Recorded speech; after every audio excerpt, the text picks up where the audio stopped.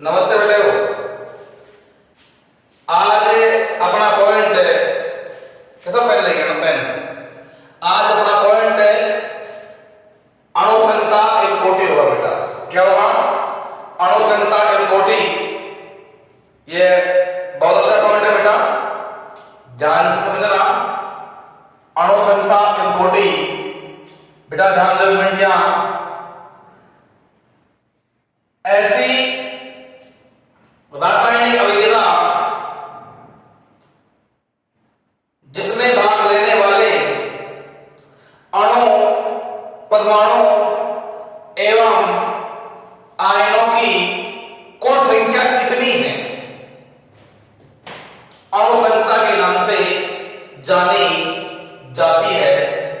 या अभिक्रिया में भाग लेने वाले अणु, परमाणु एवं आयनों की कुल संख्या जिससे रासायनिक अभिक्रिया की स्टोइकियोमेट्रिक समीकरण व्यक्त की जाती है, अणुसंख्या के नाम से जाना जाता है। बहुत सिंपल बिंदु है बेटा अणुसंख्या। जैसे बेटा एक अभिक्रिया है, इससे क्या बनता है बेटा? उत्पाद बनता है, ए टेंड्स टू प्रोडक्ट। एक अभिक्रिया ए प्लस बी से उत्पाद बनता है। ध्यान दो बेटा, संकेत का बोर्ड पर चाहिए। 2a plus B tends to उत्पाद बनता है a plus B plus C tends to उत्पाद। ध्यान दो बेटे, यहां अणुसंख्या की क्या डेफिनेशन है? किसी भी अभिक्रिया में भाग लेने वाले अणु, परमाणु एवं आयनों की कुल संख्या को अणुसंख्या के नाम से जाना जाता है। जैसे ए से उत्पाद बनता है बेटा, इस अभिक्रिया की अणुसंख्या कितनी होगी बेटा?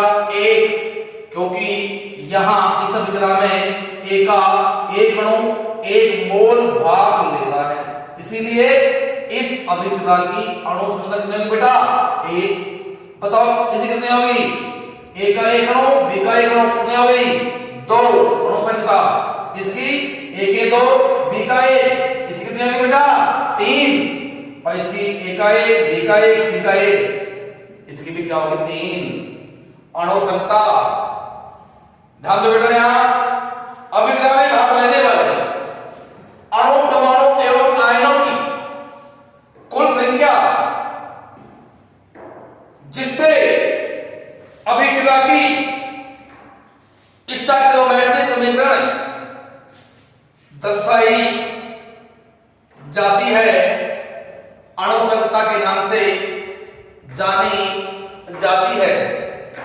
बहुत सिंपल बिंदु है बेटा।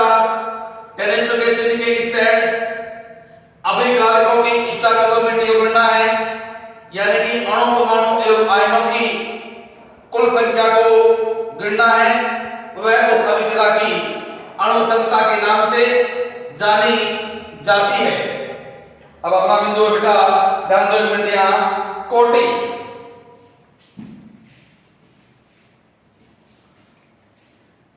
ध्यान दीजिए बेटा, कोटि बेटा, कोटि को बोलते हैं इंग्लिश में ऑर्डर। ध्यान दीजिए बेटा, यहां कोटि किसे कहते हैं? सबके निगाह बोर्ड पर होना चाहिए बेटा। कोटि किसे कहती हैं? किसी भी रासायनिक अभिक्रिया में भाग लेने वाले किसी भी रासायनिक अभिक्रिया में भाग लेने वाले किसी भी रासायनिक अभिक्रिया में भाग लेने वाले अणुओं, परमाणुओं एवं आयनों की, अणुओं, परमाणु एवं आयनों की वह संख्या जिनकी सांद्रता में अभिक्रिया के दौरान चेंज होता है, कोटि कह लाती है। ध्यान दो बेटा,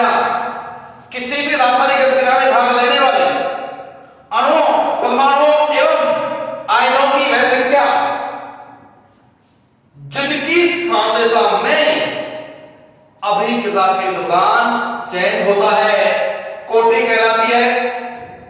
जैसे जैसे बेटा एक अभिक्रिया है 2a प्लस 3b 10 क्या बनता है बेटा, उत्पाद बनता है।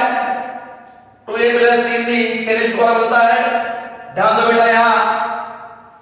अब इस अभिक्रिया की बेटा अणु संख्या कितनी होगी, a के 2 और b के 3 अणु, बताओ कितनी होगी बेटा अणु संख्या, 5। अब हमें इसकी कोटि बतानी है, कोटि पहचाननी है। तो ध्यान दीजिए बेटा, यह बोर्ड पर सबकी का बोर्ड होना चाहिए।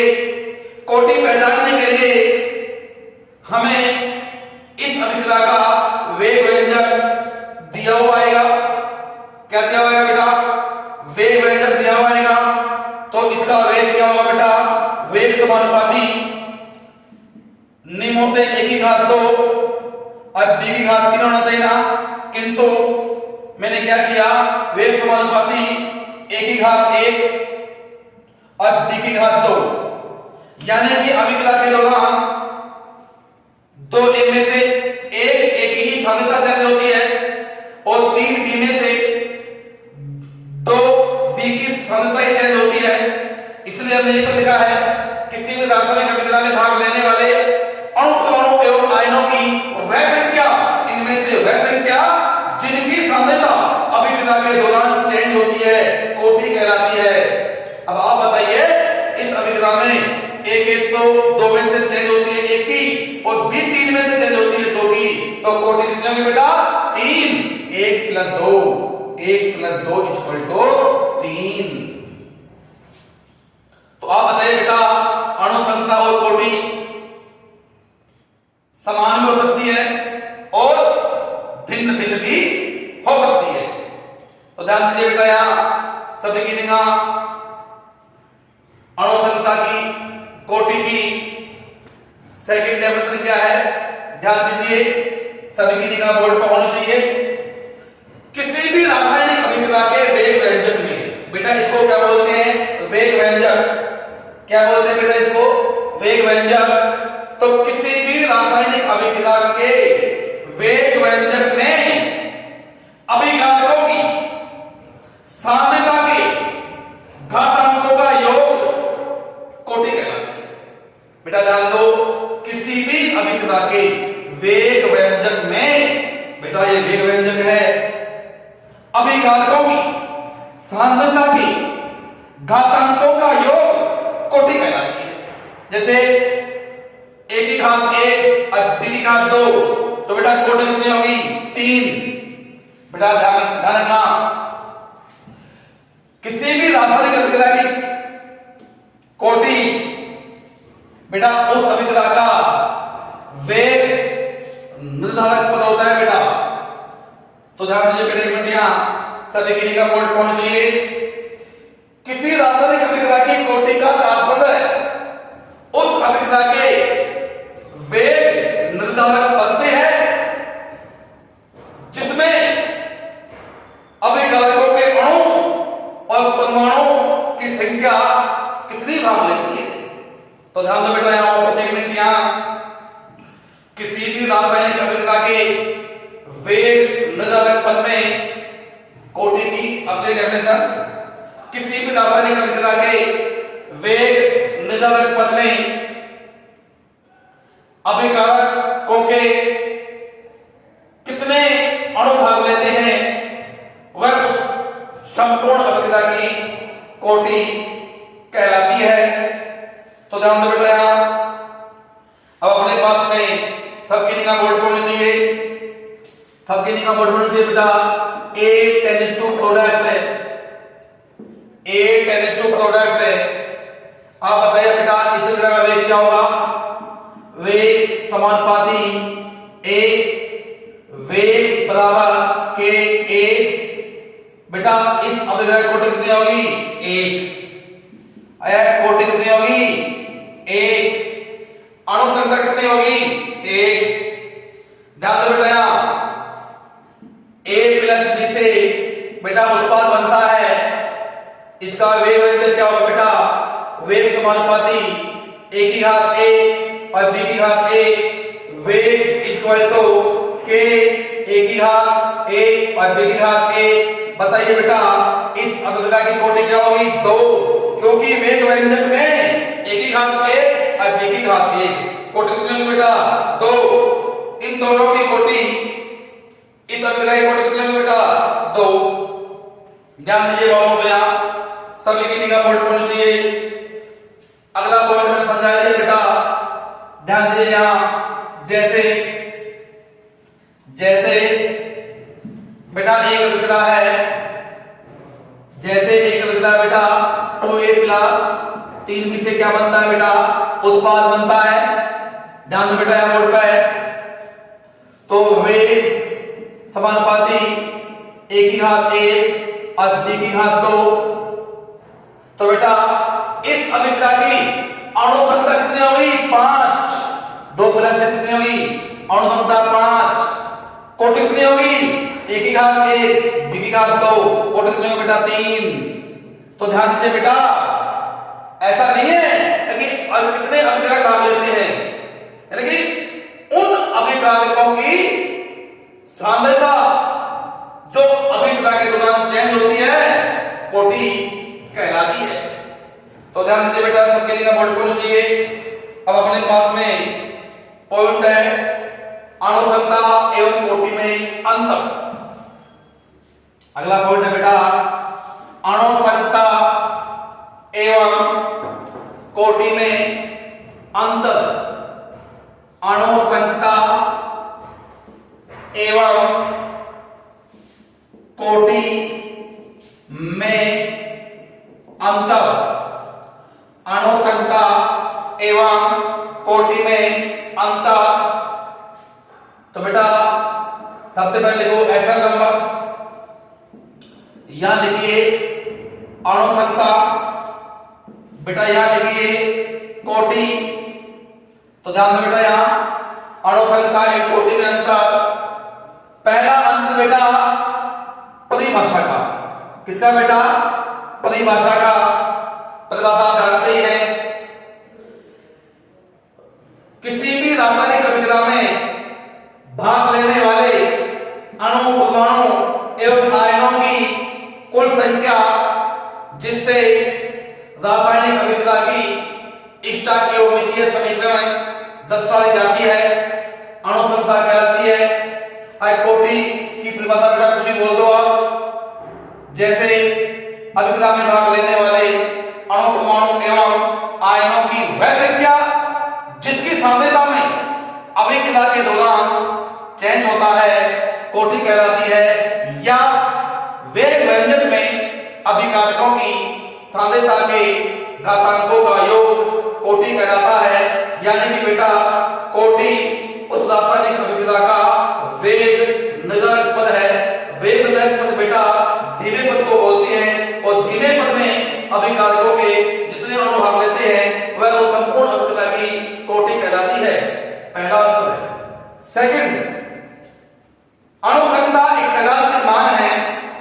कैसा मान है बेटा? यहां अणु संख्या एक सैद्धांतिक मान है। अब बेटा कोटि कैसा मान है? प्रैक्टिकल प्रायोगिक मान है। अणु संख्या बेटा कैसा मान है? सैद्धांतिक थ्योरेटिकल वैल्यू, और ये कैसा मान है? Practical value.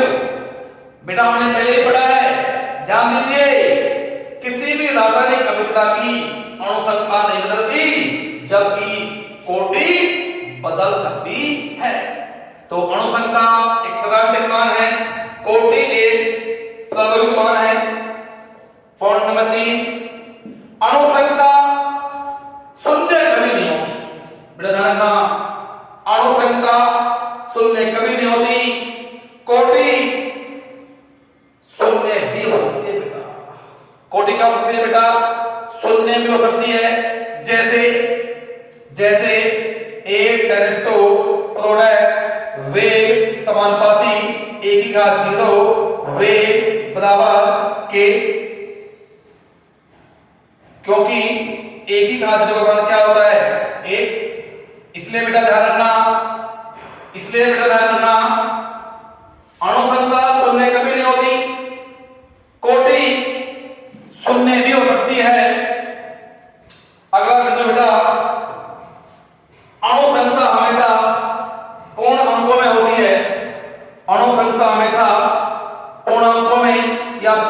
अंकों में होती है, पूरे अंकों में होती है, जैसे 1 2 3 4 100। अणुसंख्या हमेशा पूरे अंकों में, पूर्णांकों में होती है, जैसे 1 2 3 2 2 100। कोटि पूर्णांकों में हो आवश्यक नहीं, यह बेटा भिन्नों में भी हो सकती है, मतलब भिन्नात्मक भी हो सकती है। कोटि पूर्णांकों में हो, पूर्णांकों में हो मतलब कोटि पूर्णांकों में हो भी सकती है और नहीं भी हो सकती। कोटि पूर्णांकों में हो आवश्यक नहीं, यह भिन्नात्मक भी हो सकती है। अगला बिंदु बेटा, अणुसंख्या अभिक्रिया की क्रियाविधि में सहायक नहीं होती और कोटि अभिक्रिया की क्रियाविधि में सहायक होती है।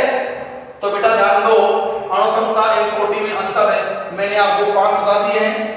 इन 5 में पहला परिभाषा का, सेकंड अणुसंख्या एक सैद्धांतिक मान है, कोटि एक प्रायोगिक मान है। नंबर 3 अणुसंख्या शून्य कभी नहीं होती, कोटि शून्य भी हो सकती है। नंबर 4 अणुसंख्या हमेशा पूर्णांकों में होती है, पूरे अंकों में होती है, जैसे 1 2 3 4 डॉट डॉट तो कोटि पूर्णांकों में हो आवश्यक नहीं, यह भिन्नों में भी हो सकती है। और 5वां अणुसंख्या अभिक्रिया की मैकेनिज्म में सहायक नहीं होती, जबकि कोटि अभिक्रिया की मैकेनिज्म में भी सहायक होती है। ठीक है बेटा, आगे चलते हैं। ध्यान दीजिए, सभी की निगाह बोर्ड पर होनी चाहिए। किसी रासायनिक अभिक्रिया की कोटि का मान न्यूनतम 0 एवं अधिकतम 3 हो सकता है बेटा। किसी रासायनिक अभिक्रिया की कोटि का मान न्यूनतम 0 और अधिकतम 3 हो सकता है बेटा। एग्जाम्पल लेंगे हम, सभी की निगाह बेटा बोर्ड पर होनी चाहिए। जैसे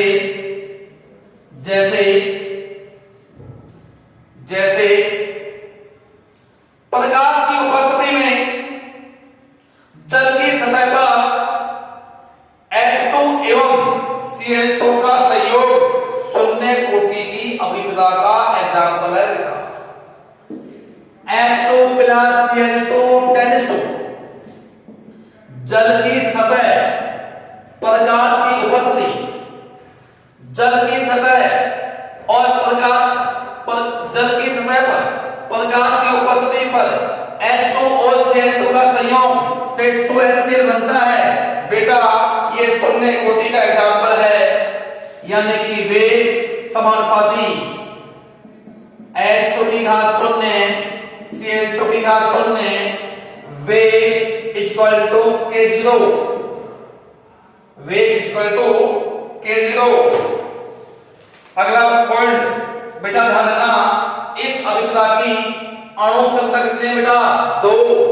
कोटि कितनी है? 1। बेटा मैंने बताया था अणुसंख्या के लिए ये देखना पड़ेगा समीकरण है, कोटि के लिए वेग देखना पड़ेगा, अणुसंख्या के लिए ये देखना पड़ेगा बेटा, कोटि के लिए ये देखना पड़ेगा। यानी कि किसी भी अभिक्रिया के वेग व्यंजक में अभिकारकों की साध्यता के घातांक का योग कोटि कहलाता है और अणुसंख्या के लिए बेटा ये देखना पड़ेगा। अगला एग्जांपल है बेटा, ध्यान दो बेटियां, बहुत अच्छा एग्जांपल है, इसको आपको ध्यान से समझना है। ध्यान दो बेटा, बहुत अच्छा एग्जांपल है, इसको आपको ध्यान से समझना है। ध्यान से बेटा, अगला पॉइंट अपने पास में, अगला पॉइंट है अपने पास में, ध्यान दो बेटा, N2O5 का तापीय अपघटन, thermal decomposition of N2O5, thermal decomposition of N2O5, N2O5 का तापीय अपघटन। ध्यान दो बेटा, यहां N2O5 का तापीय अपघटन 2N2O5 tends to बेटा 4 NO2 बनेगा, 1 O2 बनेगा। एक क्या बनेगा बेटा? O2 बनेगा। ध्यान दो बेटा यहां, अब इस अभिक्रिया की अणुसंख्या कितनी है बेटा? 2, क्योंकि इस अभिक्रिया अभिक्रिया में N2O5 के 2 अणु भाग ले रहे हैं, इसलिए बेटा इस अभिक्रिया की संख्या होगी 2। अब बेटा मुझे इसकी कोटि निकालनी है। क्या निकालनी है बेटा? इसकी कोटि निकालनी है। तो कोटि निकालने के लिए मुझे इस अभिक्रिया की मैकेनिज्म पढ़ना पड़ेगा। क्या पढ़ना पड़ेगा? मैकेनिज्म। ध्यान दो बेटा, यहाँ 2N2O5 से 4NO2 O2 बनता है। इस अभिक्रिया की मैकेनिज्म पढ़ना पड़ेगा। तो ध्यान दो बेटा, यहाँ किसी भी रासायनिक अभिक्रिया की मैकेनिज्म के 2 स्टेप होते हैं बेटा, 2 पद होती हैं। पहला पद तो धीमा होता है, धीमा पद हमेशा एक ही होता है बेटा, और अगला पद फास्ट गति का होता है। फास्ट गति के बेटा स्टेप एक से अधिक भी हो सकते हैं। तो ध्यान दो, यहाँ N2O5 की mechanism N2O5 tense to N2O3 plus O2। ये बेटा पहला पद है, और ये बेटा कैसा पद है बेटा? धीमा पद है। कैसा पद है बेटा? यहाँ धीमा पद है। अगला पद बेटा N2O3 tense to NO2 plus NO। बेटा ये कैसा पद है? फास्ट पद है। अगला बेटा N2O5 एक बचा हुआ है, प्लस ये NO यहां आएगा, टेंस टू 3NO2। ध्यान दो बेटा ये भी फास्ट पद है। तो धीमा पद तो बेटा एक ही है, और फास्ट पद 2 है। इन तीनों को बेटा जोड़िए, N2O3 से N2O3 प्रक्रिया, NO से NO प्रक्रिया, N2O5 2N2O5 tense to 3NO2 1NO2 4NO2 plus O2। तो बेटा ध्यान दो बेटिया, इस अभिक्रिया की अणु संख्या तो 2 होगी, और बेटा इसका जो वेग व्यंजक है, इस अभिक्रिया का जो वेग व्यंजक है वो इसकी मैकेनिज्म के धीमे पद द्वारा दिया जाएगा, क्योंकि धीमा पद उस अभिक्रिया का वेग निर्धारक पद होता है। क्या होता है बेटा? क्या होता है? वेग निर्धारक पद होता है। इसलिए बेटा इसका जो वेग है वो समानुपाती होगा किसके? N2O5 की घात 1 की। किसके होगा? क्योंकि N2O5 का मान यहां 1 है और ये धीमा पद है, तो किसी भी रासायनिक अभिक्रिया की कोटि धीमे पद में यानी कि वेग निर्धारक पद में कितने अणु भाग लेते हैं उसके तुल्य होती है। तो बेटा ध्यान दो, वेग इक्वल टू K N2O5। बेटा ध्यान दो, इस अभिक्रिया की अणु घनता कितनी है बेटा? 2, और कोटि कितनी हुई? 1। अगला बिंदु ध्यान दो बेटा, यहां सभी की निगाह बोर्ड पर होनी चाहिए। अगला बिंदु बेटा बहुत अच्छा बिंदु है, सभी का ध्यान यहां बोर्ड पर होना चाहिए भाई। ध्यान दे बेटा, अगला बिंदु है छदम प्रथम कोटि की अभिक्रिया। छदम प्रथम कोटि की अभिक्रिया, ध्यान दीजिए बोर्ड पे बेटा। छदम प्रथम कोटि की अभिक्रिया, सबसे पहले बेटा डेफिनेशन ऐसी छदम प्रथम कोटि की अभिक्रिया। छदम प्रथम कोटि की अभिक्रिया, सबसे पहले डेफिनेशन ऐसी रासायनिक अभिक्रिया जिसकी अणु संख्या 2 एवं कोटि 1 होती है, छदम प्रथम कोटि के नाम से जानी जाती है। ध्यान दो बेटा बोर्ड पे, ऐसी रासायनिक अभिक्रिया जिसकी अणु संख्या 2 एवं कोटि 1 होती है, प्रथम कोटि, इसको बोलते हैं बेटा इंग्लिश में सूडो फर्स्ट ऑर्डर के नाम से जानी जाती है। सिंपल है बेटा डेफिनेशन, ऐसी रासायनिक अभिक्रिया जिसकी अणुसंख्या 2 एवं कोटि 1 होती है, छद्म प्रथम कोटि के नाम से जानी जाती है। एग्जाम्पल बेटा ध्यान दो, एग्जाम्पल क्या है? एस्टर का अम्लीय माध्यम में जल अपघटन। क्या होगा बेटा? क्या हो गया? एस्टर का अम्लीय माध्यम में जल अपघटन। एस्टर का अम्लीय माध्यम में जल अपघटन, ध्यान में बेटा यहां एस्टरेनियम एथिलेस्टेट प्लस जल टेनिस्टो अम्लीय माध्यम, अम्लीय माध्यम H प्लस, बेटा क्या बन गया? CH3COOH plus C2H5OH। एस्टर का अम्लीय माध्यम में जल अपघटन, बेटा इसका हम लिखेंगे वेग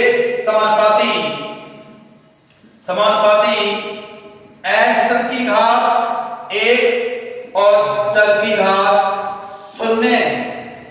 ध्यान दीजिए बेटा यहां वेग इक्वल टू k, एस्टर की घात 1 और जल की घात 0। क्या हो गया बेटा? 1। ध्यान दीजिए बेटा इस अभिक्रिया की अणु संख्या कितनी है बेटा? 2। एस्टर का 1 मोल है, 1 अणु है, और जल का भी 1 मोल 1 अणु है, तो इसकी कितनी अणु संख्या हो गई? 2। और कोटि कितनी होगी? 1।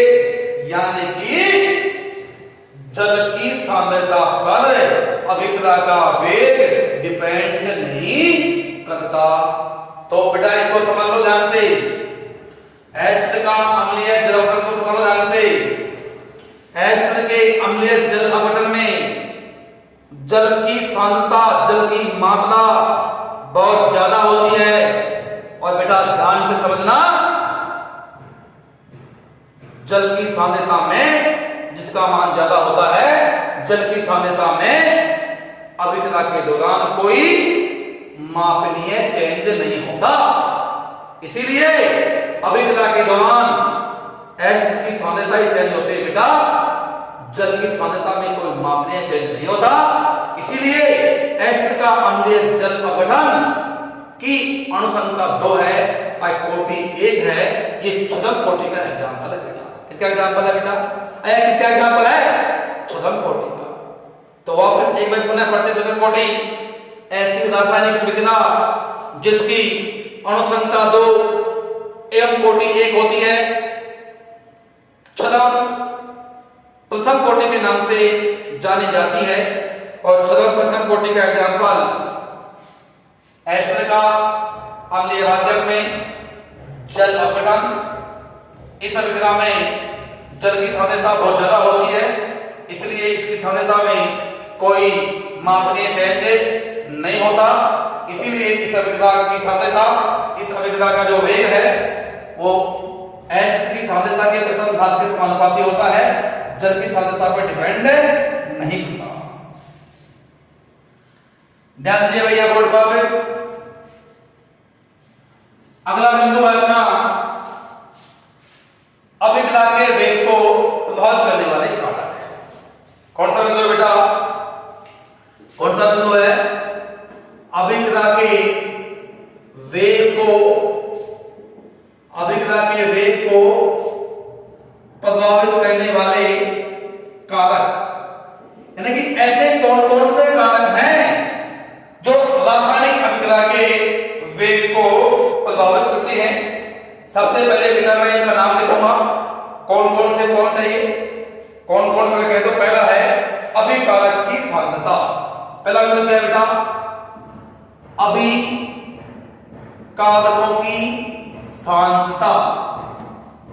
सेकंड है बेटा ताप का प्रभाव। नंबर 3 है क्या बेटा? अभिकारकों एवं उत्पादों की प्रकृति, अभिकारकों एवं उत्पादों की प्रकृति। चौथा बिंदु बेटा उत्पादक की उपस्थिति। किसकी उपस्थिति बेटा? उत्पादक की उपस्थिति। पांचवा बिंदु बेटा अभिकारकों के सतह का क्षेत्रफल। अभिकारकों की सतह का क्षेत्रफल। और एक पांचवा बिंदु बेटा छठा बिंदु है विकिरण प्रभाव। विकिरण प्रभाव।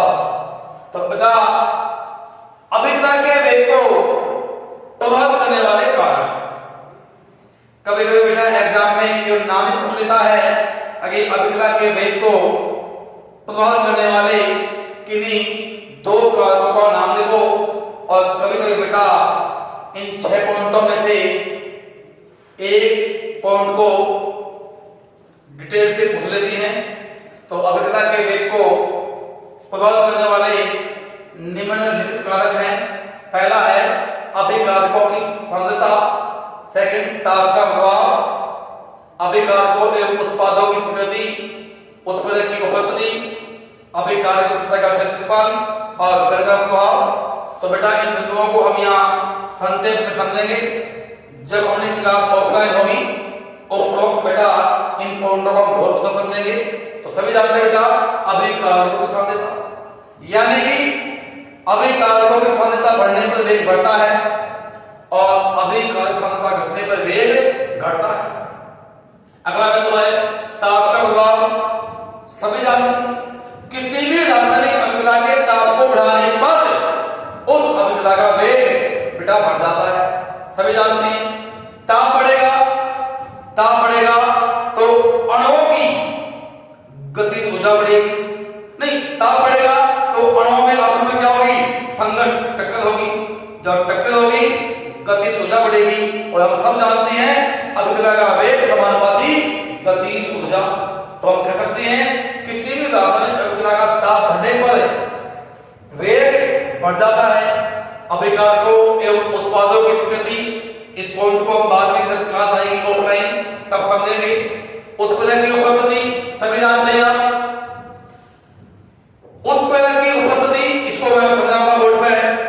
अभिकारकों की सतह का क्षेत्रफल बेटा ध्यान दो बेटियां। इसका एक एग्जांपल देखो। किसी भी अभिकारक की सतह का क्षेत्रफल जितना अधिक होगा उस अभिक्रिया का वेग उतना ही अधिक होगा। इसको समझने के लिए मैं आपको एग्जांपल देता हूं। जैसे लकड़ी के बड़े टुकड़ों की तुलना में लकड़ी का बारीक महीन चूर्ण अधिक तेजी से जलता है, क्योंकि लकड़ी का जो महीन चूर्ण है, जो गलादा है, उसका सतही क्षेत्रफल बड़े टुकड़ों की तुलना में अधिक होता है। इसीलिए लकड़ी के बड़े टुकड़ों की तुलना में लकड़ी का गलादा तेज गति से जलता है। इसी का अगला एग्जांपल, कोयले के बड़े टुकड़ों की तुलना में कोयले का महीन चूर्ण तेज गति से जलता है। अतः हम कह सकते हैं कि अभिकारकों की सतह का क्षेत्रफल बढ़ने से अभिक्रिया का वेग बढ़ जाता है। अंत में पॉइंट है बेटा विकिरण प्रभाव। सभी जानते हैं बेटा प्रकाश की उपस्थिति में अभिक्रिया का वेग बढ़ जाता है। अब मैं यहाँ केवल उत्पादक की उपस्थिति ढंग से समझाऊंगा और जो एक पॉइंट बचे हुए हैं इनको जब अपनी क्लास होगी, जब ऑफलाइन क्लास होगी उस वक्त बेटा इन पॉइंटों को बेटा समझाएंगे। तो अपना मेन जो बिंदु है वो क्या है? उत्प्रेरक का प्रभाव। कौन सा बिंदु है बेटा? उत्प्रेरक का प्रभाव। ध्यान देना बोर्ड पे, सभी की निगाह बोर्ड पर चाहिए बेटा। कौन सा बिंदु है? उत्प्रेरक का प्रभाव। जानते हो बेटा उत्प्रेरक की परिभाषा? उत्प्रेरक किसी भी रासायनिक अभिक्रिया के वेग बाह्य पदार्थ होती हैं जो अभिक्रिया के वेग को चेंज कर देते हैं, किंतु स्वम में कोई संकट, स्वम के संकट में और स्वम के संकट में कोई चेंज नहीं होता, यानी कि स्वम में कोई रासायनिक परिवर्तन नहीं होता। उत्प्रेरक सबसे पहले उत्प्रेरक से कहते हैं, उत्प्रेरक किसी भी रासायनिक अभिक्रिया में भाप से डाले गए वे पदार्थ होते हैं जो अभिक्रिया के वेग को बदल देते हैं, किंतु स्वम के संकट में कोई चेंज नहीं होता, उत्प्रेरक कहलाता है। तो बेटा ध्यान दो बेटियां, उत्प्रेरक का प्रभाव सभी का ध्यान बोर्ड पर होना चाहिए। उत्प्रेरक किसी भी रासायनिक अभिक्रिया की, उत्प्रेरक किसी भी रासायनिक अभिक्रिया की सक्रण ऊर्जा को कम करके उसके वेग को बढ़ा देते हैं। यह मैं पॉइंट है। उत्प्रेरक किसी भी रासायनिक अभिक्रिया की सक्रण ऊर्जा को कम करके वेग बढ़ा देते हैं। इसको समझने के लिए हमें एक ग्राफ बनाना पड़ेगा बेटा। क्या बनाना पड़ेगा? ग्राफ। तो ध्यान दो बेटा, बोर्ड पर सभी की निगाह बोर्ड पर होनी चाहिए। बेटा ये तो है स्थितिज ऊर्जा, पोटेंशियल एनर्जी, और यह है अपने पास में अभिक्रिया की प्रकृति। ध्यान दो बेटा, सभी की निगाह बोर्ड पर होना चाहिए बेटा, सभी का ध्यान बोर्ड पर होना चाहिए, सभी की निगाह बेटा बोर्ड पर होना चाहिए। ये क्या है बेटा? अभिकारक, और ये क्या है बेटा? उत्पाद। ध्यान दीजिए बेटा, यहां सभी की निगाह बोर्ड पर होना चाहिए, सभी का ध्यान बोर्ड पर होना चाहिए बेटा। अभिकारक, उत्पाद, बेटा ये जो है इसको क्या बोलते हैं? EA1। बेटा ये तो है उत्प्रेरक की अनुपस्थिति में अभिक्रिया का पथ। क्या बेटा ये पथ कैसा है? उत्प्रेरक की अनुपस्थिति में अभिक्रिया का पथ है। अब बेटा ये क्या है? उत्प्रेरक की अनुपस्थिति में सक्रियण ऊर्जा। अब बेटा अब इस अभिक्रिया में मैं थोड़ा सा उत्प्रेरक डाल दूं। क्या डाल दूं? उत्प्रेरक डाल दूं तो ये बेटा जो अभिक्रिया अपनी यहां तक रह जाएगी। ऐसे चल के बेटा यही उत्पाद बन गया। तो ये क्या हो गया बेटा? उत्प्रेरक की उपस्थिति में अभिक्रिया का पथ है। अब बेटा ध्यान दो, ये का मान, सक्रण ऊर्जा का मान बेटा कम हो गया। EA2 ये क्या है बेटा? उत्प्रेरक की उपस्थिति में सक्रण ऊर्जा। ये तो बेटा उत्प्रेरक की उपस्थिति में सक्रण ऊर्जा है और ये उत्प्रेरक की उपस्थिति में है। तो ध्यान दीजिए बेटा बोर्ड पे, उत्प्रेरक देखो, इससे आपको स्पष्ट समझ में आना है। उत्प्रेरक सक्रण ऊर्जा के मान को कम करके वेग को क्या कर रहा है? बढ़ा रहा है। तो बेटा हम कह सकते हैं कि उत्प्रेरक सक्रण ऊर्जा के मान को कम करके रासायनिक अभिक्रिया के वेग को बढ़ा देते हैं। उत्प्रेरक सक्रण ऊर्जा के मान को कम करके वेग को बढ़ा देते हैं। और जो अगले बिंदु है, जैसे ताप का प्रभाव है, सतह का क्षेत्रफल है, इसकी जब अपनी क्लास बेटा ऑफलाइन होगी उस वक्त इन पॉइंटों को मतलब समझेंगे। हम सभी जानते हैं। अब बेटा जो अपना अगला बिंदु है, जो अपने पास में अगला बिंदु है वो है शून्य कोटि एवं प्रथम कोटि अभिक्रिया का जो वेग नियतांक है उनका बेटा व्यंजक प्राप्त करेंगे। तो ध्यान दीजिए बेटा, अपना अगला बिंदु क्या होगा, प्रथम कोटि की अभिक्रिया, वो बेटा हम अगले भाग में पढ़ेंगे जब अपना अगला भाग आएगा।